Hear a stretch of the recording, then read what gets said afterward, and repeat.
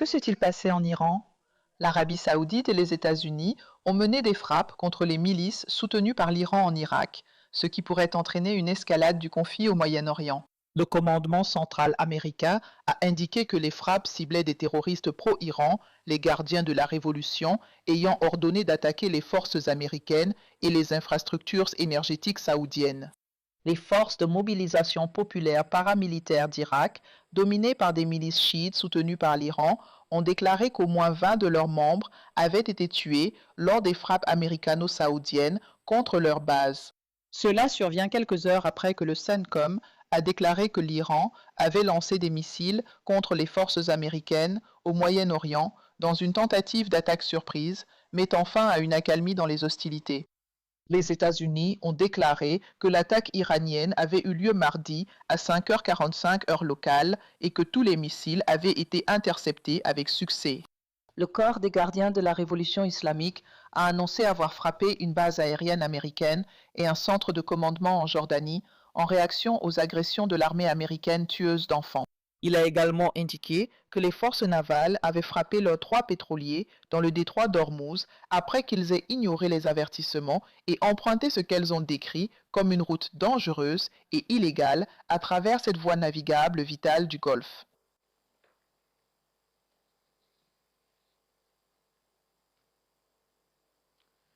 Accueillons maintenant l'ancien porte-parole national israélien Elon Lévy. Elon nous rejoint depuis Tel Aviv. Elon, ravi de te voir. Je me demande si Israël est satisfait de la décision de l'Arabie saoudite de se joindre aux attaques contre ce groupe armé non nommé en Irak.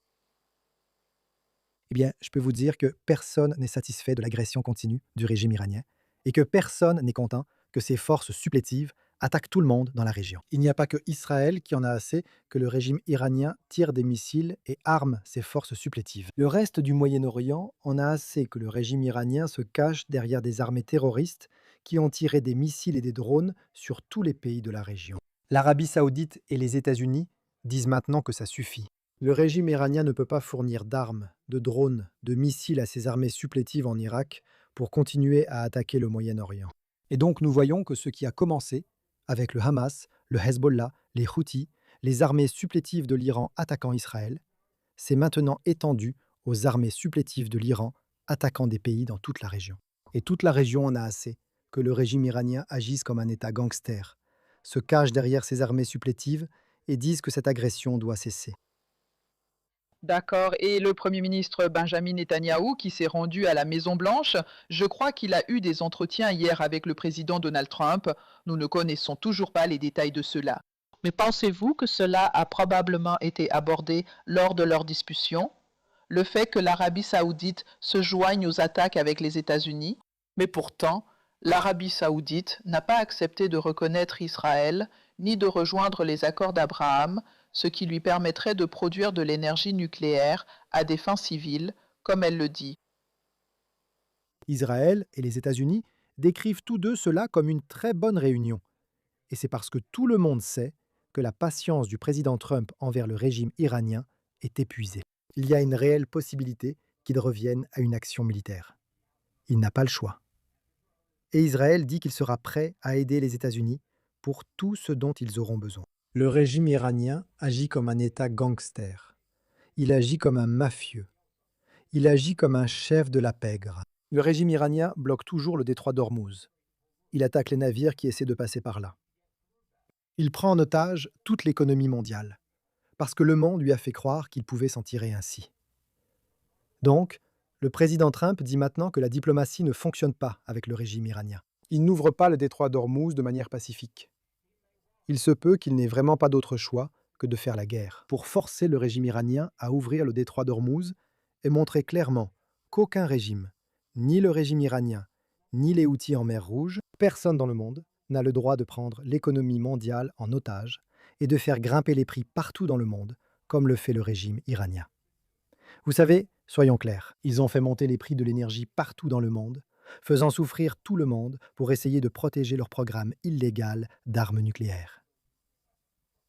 Le président Trump dit que ça suffit et Israël est prêt à aider son allié, les États-Unis, avec tout le soutien dont ils ont besoin.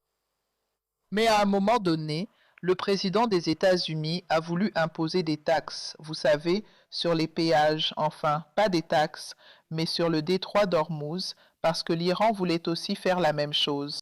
Mais maintenant, les forces américaines attaquent des navires iraniens, disent-ils, sur le détroit d'Ormuz. Et l'Iran riposte avec ses blocus dans le détroit d'Ormuz. Mais vous savez, certaines personnes disent aussi, certains analystes disent qu'il n'y a pas de blocus dans le détroit d'Ormuz. D'autres navires sont autorisés à passer. Alors, où se trouve exactement le blocus? Les États-Unis disent qu'ils ont imposé un blocus aux navires iraniens et que les seuls navires qui sortent sont ceux qu'ils autorisent. Les États-Unis se battent maintenant pratiquement seuls pour essayer de rouvrir le détroit d'Ormuz, parce que lorsque l'Iran a fermé le détroit d'Ormuz, décidant de prendre l'économie mondiale en otage, la plupart des pays se sont tournés vers l'Amérique et ont dit: vous l'avez cassé, à vous de le réparer. C'est à vous de gérer ce problème. Et cette politique d'apaisement envers le régime iranien lui a appris qu'il pouvait s'en tirer en fermant le détroit d'Ormuz et en prenant l'économie mondiale en otage, comme un mafieux, car c'est une tactique efficace. Donc le président Trump impose maintenant un blocus aux navires iraniens pour les empêcher de vendre leur pétrole afin de remplir à nouveau leurs machines de guerre et de forcer le régime iranien à rouvrir le détroit d'Ormuz. Ils ont essayé la diplomatie. Le régime iranien, sous le cessez-le-feu, était censé ouvrir le détroit d'Ormuz. Mais au lieu de cela, il a continué à tirer sur les navires. Il a continué à essayer de faire payer les navires qui traversaient. Et ils ont convaincu les Américains qu'il n'y a pas de solution diplomatique avec ce régime apocalyptique, prêt à faire souffrir le monde entier pour protéger son programme d'armes nucléaires. Et c'est pourquoi le président Trump dit qu'il va frapper durement les Iraniens. Et que pense Israël du fait que l'Arabie saoudite développe l'énergie nucléaire à des fins civiles? Le président Trump leur a récemment imposé une condition: rejoindre les accords d'Abraham. Nous n'avons toujours aucune réponse du gouvernement ou des autorités saoudiennes. Mais voilà qu'ils rejoignent les États-Unis dans des frappes contre les milices soutenues par l'Iran en Irak. L'enrichissement nucléaire ouvre la voie à la bombe atomique. Et cela signifie que nous aurions une course aux armements nucléaires dans tout le Moyen-Orient. Si l'Arabie saoudite souhaite l'énergie nucléaire, elle peut importer son combustible, comme les Émirats arabes unis. C'est la manière la plus sûre de s'assurer qu'elle ne possède pas la technologie pour développer des armes nucléaires. Mais le monde entier devrait s'inquiéter si l'Arabie saoudite enrichit son propre uranium. Car cela signifie qu'elle possède la technologie et l'expertise nécessaires pour fabriquer une bombe nucléaire. Si l'Arabie saoudite possède cette technologie, l'Égypte voudra la même chose. La Turquie voudra la même chose. Toute la région cherchera à obtenir l'enrichissement nucléaire pour développer des bombes nucléaires. C'est pourquoi il est essentiel que le président Trump ait affirmé que l'Arabie saoudite doit rejoindre les accords d'Abraham, faire la paix avec Israël et qu'aucun enrichissement n'aura lieu. Et toute personne qui veut la paix et la stabilité au Moyen-Orient doit s'assurer que les États-Unis tiennent leurs promesses. Énergie nucléaire? Fantastique. Enrichissement nucléaire? Absolument pas. Mais est-ce qu'Israël possède de l'énergie nucléaire? Est-ce qu'Israël utilise probablement cette énergie pour enrichir de l'uranium, peut-être pour des armes nucléaires? Israël estime que la prolifération de la technologie d'enrichissement nucléaire au Moyen-Orient serait une catastrophe qui précipiterait une course aux armements nucléaires dans la région. En ce moment, les États-Unis essaient d'empêcher le régime iranien d'enrichir son propre uranium. Et nous avons vu la même chose se produire avec la Corée du Nord également. Ce qui a commencé par l'enrichissement nucléaire, sous prétexte que ce n'était que pour l'énergie, a fini par devenir un programme d'armes nucléaires.